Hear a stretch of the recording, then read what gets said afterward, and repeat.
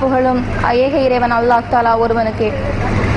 நான் உங்களுக்கு இஸ்லாமத்தை பற்றி அதிகமாக சொல்லித்தர விரும்பவில்லை. ஏனால் என்னை விட அதிகமாக இஸ்லாத்தை தெரிந்தவர்கள் நீங்கள். எனவே அது மட்டுமல்லாமல் அருமையான சகோதரி ஒருமுறை கூட இஸ்லாத்தை நமக்கு ஞாபகப்படுத்தியிருக்கிறார்கள். எனவே என்னை கவர்ந்த இஸ்லாம் என்ற தலைப்பில் நான் சிறிது பேச உள்ளேன். இது என்னுடைய வாழ்க்கையில் நடந்த ஒரு பெரிய மாற்றம். நான் அதனை உங்களிடம் சமர்ப்பிக்க ஆசைப்படுகிறேன். என்னவென்றால், நான் ஒரு கிறிஸ்தவ மதத்தை சார்ந்தவள். தற்போது ஒரு 4 மாத காலமாக தான் நான் இஸ்லாத்தை ஏற்று அல்லாஹ் தஆலா ஏக இறைவன் ஒருவனே என்பதை உணர்ந்து என்னுடைய வாழ்க்கையிலே நான் பல மாற்றங்களை கண்டிருக்கிறேன். எனவே அதையும் உங்களுக்கு நான் கூற ஆசைப்படுகிறேன். நான் எவ்வாறு இஸ்லாத்தை ஏற்றுக்கொண்டேன் என்றால், கடந்த 4 மாதங்களாக என்னை கொண்டு இஸ்லாத்தை ஏற்றுக்கொள்வதற்காக என்னுடைய திருமணத்திற்கு மதம் ஒரு தடையாக இருந்தது. எனவே என்னை இப்போ திருமணம் செய்து கொண்டிருக்கிற திரு சர்ஜன் மினான் அவர்கள் என்னை கொண்டு தாவா சென்று காயல்பட்டினம் தாவா சென்றில் கொண்டு என்னை இஸ்லாத்தை ஏற்றுக்கொள்வதற்காக என்னை கொண்டு அங்கு விட்டார்கள். ஆனால் எனக்கும் இஸ்லாத்தை ஏற்றுக்கொள்வதற்கு விருப்பமில்லை. ஆனாலும் என்னுடைய நிக்காஹ்விற்கு மதம் ஒரு தடையாக இருந்ததால் நான் அந்த இடத்தில் சென்று இஸ்லாத்தை ஏற்றுக்கொள்ள வேண்டிய ஒரு சூழ்நிலை. அங்க போன முதல் மாதம் எனக்கு அதிக ஈடுபாடு இல்லை இஸ்லாத்துடன். திருக்குரான் ஓத சொன்னாலும் ஒரு இன்ட்ரெஸ்ட் இல்லாம அப்படி ஒரு இதுவாகவே இருந்துட்டு இருந்தேன். எனவே ஆனாலும் அங்குள்ள மேலதிகாரி அதை நடத்தி வந்தவர்கள் என்னை ஊக்குவித்தார்கள். இல்லை, நீ நரகத்திற்குள்ள வழியில் சென்று கொண்டிருக்கிறாய், நீ இறைவனுக்கு இணை வைத்துக் கொண்டிருக்கிறாய் என்பதை நீ புரிந்து கொள்ள வேண்டும் என்று எனக்கு அறிவுரை கூறினார்கள். இருந்தாலும் நான் அதை ஏற்றுக்கொள்ளாமல் அதனை எதிர்த்து அவர்களிடம் வாக்குவாதம் பண்ணி கொண்டிருந்தேன். அந்த மேலதிகாரி என்னிடம் ஒரு கேள்வி கேட்டார். என்னவென்றால், எங்கேயாவது நீ வணங்குகிற இயேசு கிறிஸ்து, அதாவது அல்லாஹ் தஆலாவால் அனுப்பப்பட்ட ஈசா நபி அவர்கள் எங்கேயாவது நீ பின்பற்றுகிற பைபிளில் நான் தான் கடவுள், என்னை வணங்குங்கள் என்று எங்கேயாவது ஒரு இடத்தில் கூறப்பட்டிருந்தது என்றால் நானும் உன் மதத்துக்கே மாறிவிடுகிறேன் என்று என்னிடம் சவால் விட்டார். நானும் அதை ஏற்றுக்கொண்டு அங்கு இருந்த 1 மாத காலமாவே பைபிளை புரட்ட ஆரம்பித்தேன். பைபிள் எங்கேயும் கூட ஒரு இடத்தில் கூட ஈசா நபி நான் தான் கடவுள், என்னை வணங்குங்கள் என்று கூறவே இல்லை. இது எனக்கு பெரிய அதிர்ச்சியை உண்டாக்கிற்று. நான் இத்தனை வருடங்களாக எத்தனை நாள் முழங்காலிட்டு அழுது ஜபம் பண்ணியிருப்பேன், இவரிடம் என்னவெல்லாம் நான் கேட்டிருப்பேன். என்னுடைய தாய் தந்தையர்கள் இதைதானே எனக்கு காட்டி கொடுத்தார்கள் என்று நான் மிகவும் வேதனைப்பட்டேன். ஆனாலும் ஒத்துக்கொள்ளவில்லை. இஸ்லாம் தான் உண்மையான மார்க்கம் என்று என்னுடைய மார்க்கத்தில் நான் பிடிவாதமாக இருந்தேன். அது மட்டுமில்லாமல் சைத்தான் என்னை மிகவும் வழிகெடுத்து விட்டான். அங்குள்ள பிள்ளைகளை நான் மாற்ற வேண்டும் என்ற ஒரு எண்ணத்தோடு கூட அந்த இடத்தில் இருந்தேன். 1 மாதம் காலம் சென்றது. இனி இந்த இஸ்லாத்தில் என்னதான் இருக்கிறது என்பதை நான் அறிந்து கொள்ள மிக ஆர்வமாக இருந்ததால் மறுபடியும் பைபிளை புரட்ட ஆரம்பித்தேன். புரட்ட ஆரம்பித்த பொழுது இயேசு கிறிஸ்து, அதாவது பண்டைய காலங்களிலே பஸ்கா பண்டிகை என்று உண்டு. அங்கு கள்ளர்களை சிலுவையில் அறைவார்களாம். அப்பொழுது இயேசு, அதாவது ஈசா நபியை கள்ளன் என்று கருதி சிலுவையில் அறைவதற்காக அங்கு ஏற்பாடு செய்திருந்தார்கள். சிலுவையை அறைவதற்கு முன்பாக அவர் கெத்செமனே என்னும் ஒரு தோட்டத்திலே போய் முகங்குப்புற விழுந்து அழுது ஜபம் பண்ணினார் என்று ஒரு வாக்கியத்தை நான் பார்த்தேன். அதில் பார்த்தவுடன் என் மனம் நான் தோத்து போய்விடுவேனோ என்ற பயம் எனக்குள் அதிகமாயிற்று. ஏனென்றால் அதில் அவர் முகங்குப்புற விழுந்து, அதாவது நம்முடைய இஸ்லாத்தில் சுஜூது செய்து அவர் யாரிடமோ துவா கேட்டிருக்கிறார் என்பது அதில் வருது. அவர் இறைவன் என்றால், இயேசு கிறிஸ்து தான் உண்மையான இறைவன் என்றிருந்தால் அவர் ஏன் சுஜூது செய்திருக்க, பிறரை ஏன் மணந்திருக்க வேண்டும், அவர் ஏன் துவா கேட்டிருக்க வேண்டும், அவர் ஏன் உயிர் பிரியறதுக்கு பயந்து இருக்க வேண்டும்? என்னுடைய எண்ணங்கள் யோசிக்க ஆரம்பித்தது. உடனே நானும் விட்டு மறுபடியும் படிக்க தொடங்கின போது அதில் மறுபடியும் சிலுவையில் அறைந்து விட்டார்களாம். அறைந்து விட்டவுடன் இனி இவர், இந்த இயேசு கிறிஸ்து யாரிடம் இவர் துவா கேட்டார், யாருக்கு சுஜூது செய்தார் என்பதை நான் தெரிய ஆசைப்பட்டேன். அது தெரிந்தால்தான் அல்லாஹ் தஆலா உண்மையான இறைவன் யார் என்று எனக்கு தெரியும் என்பதை நான் உணர்ந்து மறுபடியும் அடுத்த அதிகாரத்தை பார்க்கும்போது அதில் இருக்கிறது, இயேசு கிறிஸ்து சிலுவையில் அறையப்பட்டவுடன் அவர் ஏலி ஏலி லாமா சபக்தான், இது ஒரு கிரேக்க மொழி. இதன் தமிழாக்கம் என்னவென்றால், பிதாவே பிதாவே ஏன் என்னை கைவிட்டீர், பிதாவே இவர்கள் தாங்கள் செய்கிறது என்னவென்று அறியார்கள் என்று இந்த வசனம். இதை நான் சிறு வயதிலிருந்தே படித்திருக்கிறேன். ஆனாலும் இதன் அர்த்தங்கள் புரியாமல் பெற்றோர்கள் பாஸ்டர்கள்லாம் சொன்னதை கேட்டு அப்படி வளர்ந்ததுனால என்னுடைய அர்த்தங்கள் எனக்கு புரியவில்லை. அன்று உணர்ந்தேன், அப்போ இயேசு கிறிஸ்துவிற்கு மேல் இன்னொருத்தர் இருக்கிறார். பிதா, அரபியில் அல்லாஹ். அல்லாஹு தாலா ஒருவனே ஏக இறைவன் என்பதை நான் புரிந்து கொண்டேன். புரிந்தவுடன் அல்லாஹு தாலா இறைவன் என்றவுடன் நான் அங்கு உள்ள மேலதிகாரியிடம் சொன்னேன், அல்லாஹு தாலா தான் ஏக இறைவன் என்பதை நான் ஒத்துக்கொள்கிறேன் என்று. ஆனாலும் உடனே பைபிளை புறம்பே தள்ளி வைத்தேன். இனி அல்லாஹு தாலா தான் இறைவன் என்று தெரிந்து போனது. இனி அவனால் இறக்கப்பட்ட திருக்குரானை சற்று ஆராய்ந்து பார்ப்போம். அப்பொழுதுதான் நமக்கு உண்மையான மதம் என்னவென்று தெரியும் என்று நான் ஆசைப்பட்டேன். உடனே திருக்குரானையும் நான் எடுத்து புரட்டும் போது எனக்கு கிடைத்த வசனம் என்ன தெரியுமா?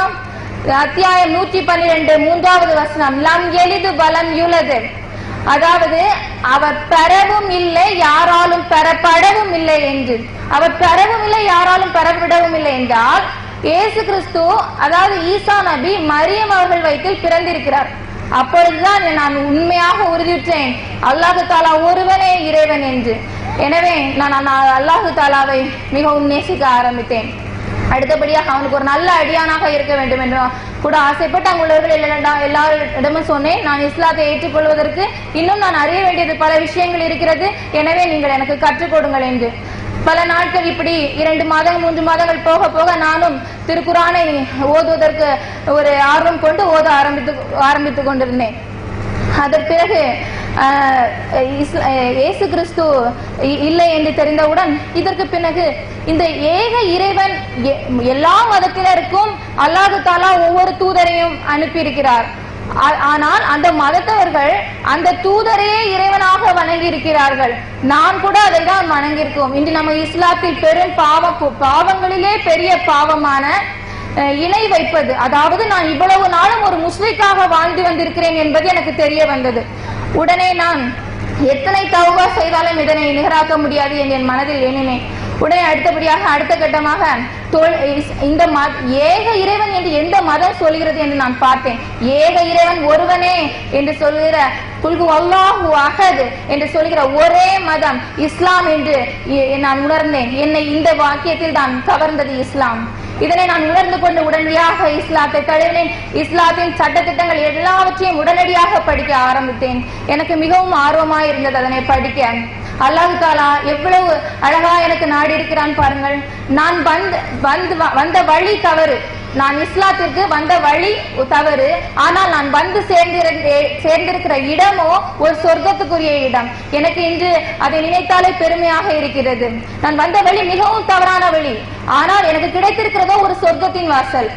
சொர்க்கத்திற்கு செல்ல வேண்டும் என்றால் என்ன செய்ய வேண்டும் என்பதை எனக்கு கற்பித்துக் கொடுக்கிற ஒரு நல்ல ஒரு வழியிலே என்னை கொண்டு சேர்த்திருக்கிறார்கள். எல்லா புகழும் அல்லாஹ்வுக்கே.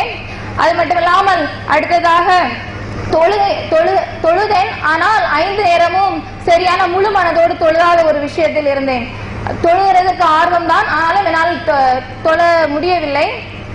உடனே தொழுகை எனக்கு உன்னை ஞாபகப்படுத்தியது. நான் திருக்குரானை வாசித்துக் கொண்டிருக்கும் போது நான் 5 நேரமும் தொழுவதற்கு 2 காரணங்கள் தான். ஒன்று ஈமான், இன்னொன்று என்ன தெரியுமா? திருக்குரானில் குறிப்பிடப்பட்டிருக்கிறது,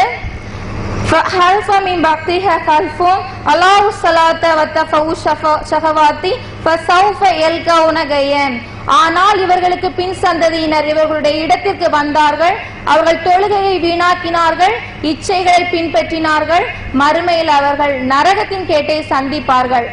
ஆனால் அவர்களுக்கு பின் வந்த சந்ததியினர் என்றால் இப்ராஹிம் அலைஹிஸ்ஸலாம், தாவூத் அலைஹிஸ்ஸலாம், இவர்களுக்கெல்லாம் பின் வந்த சந்ததியினராகிய நாம் இன்று வழிகேட்டில் இருக்கிறோமாம், தொழுகையை வீணாக்குகிறோம், இச்சைகளை பின்பற்றுகிறோம், மறுமையிலே நாம் நரகத்தையே சந்திப்போம் என்று அல்லாஹ் தஆலா தெளிவாக கூறிவிட்டான். எனக்கு அது மிகவும் பயத்தை உண்டாக்கியது. எனவே நான் 5 நேரமும் சரியாக முழு மனதோடு தொழுவதற்கு காரணம் பயம். இன்று நாம் மனிதர்களுக்கு பயப்படுகின்றோம். சிறு குழந்தைகளிலிருந்து பெரியவர்கள் வரைக்கும், குழந்தைகள் என்றால் பெற்றோர்களுக்கு பயப்படுகிறார்கள், பயப்பட வேண்டியதுதான், இருந்தாலும் பயப்படுகிறார்கள். ஸ்கூலில் டீச்சர்ஸ்க்கு பயப்படுகிறார்கள், புருஷன் கணவன் மனைவிக்கிடையே அவர்கள் பயந்து கொள்கிறார்கள், பக்கத்து வீட்டுக்குள்ள உள்ளவர்களுக்கு கூட நாம் பயப்படுகிறோம். ஆனால் இவர் அனைத்தையும் படைத்த அல்லாஹ் தாலாவுக்கு நாம் பயப்படுகிறதில்லை. ஒருவன் 5 நேரம் தொழவில்லை, அவன் பாவம் செய்கிறான், பாவம் நிறைந்த வாழ்க்கையில் தான் இருக்கிறான் என்றால் அதற்கு ஒரே காரணம் என்ன தெரியுமா? அல்லாஹ் தாலாவின் மீது நமக்கு பயம் இல்லாமல் போனதுனால். ஷைத்தானுக்கு பயப்படுகிறோம், ஆனால் நம்மளை இவ்வளவு தூரம் படைத்து இந்த இடத்திலே உட்கார வைத்து இதை கேட்க வைத்த அல்லாஹ் தாலாவுக்கு நாம் பயப்பட மாட்டேங்கிறோம். பயந்தால் அல்லாஹ் தாலாக்கு பயந்து விட்டாலே நாம் 5 நேரமும் தொழுவோம், நல்ல அமல்களை செய்வோம், வட்டி வாங்க மாட்டோம், விபச்சாரம் செய்ய மாட்டோம், பொய் பேச மாட்டோம், ஒருத்தருக்கு ஒருத்தர் பகையை உண்டாக்கிக்கிட மாட்டோம். இல்லது நான் என்னுடைய படிப்பினை என்னவென்றால், நான் இந்த பயத்தினாலும் ஈமானினாலும் நான் தொழுக ஆரம்பித்தேன். கடைசியாக என்னவென்றால் நான் இஸ்லாத்தை ஏற்றுக்கொண்டேன். முழுமையாக ஏற்றுக்கொண்ட பிறகு என்னுடைய உறவினர்கள், குடும்பத்தினர்கள் என்னை ஒதுக்க ஆரம்பித்தனர்கள். பல இழப்புகள், பல எதிர்ப்புகள். என்னுடைய வீட்டில் நான் மதர்சாவில் ஓதி முடிந்து வந்தவுடன் கூட ஃபர்கா போடுகிறதற்கு எங்களுடைய தெருவில் அனுமதி இல்லை.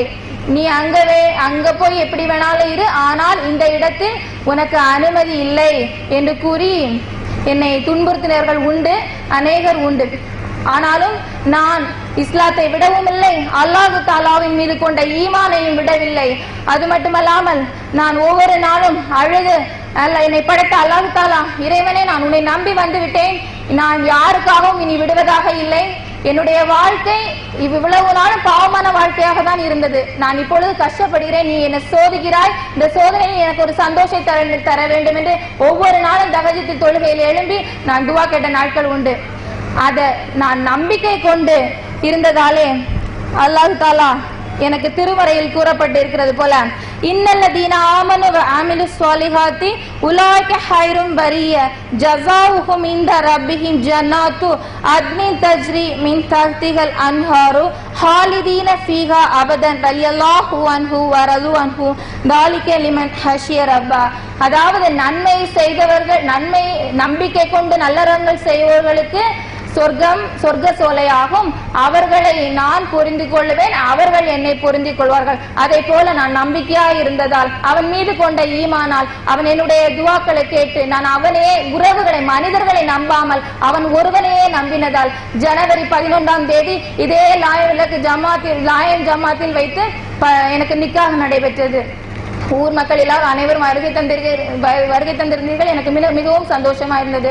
நான் நினைத்து கூட பார்க்கவில்லை. நான் இஸ்லாத்தை ஏற்ற பிறகு என்னுடைய வாழ்க்கையே முடிந்து போனதோ என்று நான் நினைத்திருந்தேன். ஆனால் எனக்கு அல்லாஹ் தாலா இன்று நல்லதொரு குடும்பத்தையும் நல்லதொரு ஊர் மக்களையும் எனக்கு தந்திருக்கிறான். நான் அல்லாஹ் தாலாக்கு இன்னும் நன்றி உள்ளவளாக நான் காணப்படுகிறேன். எனவே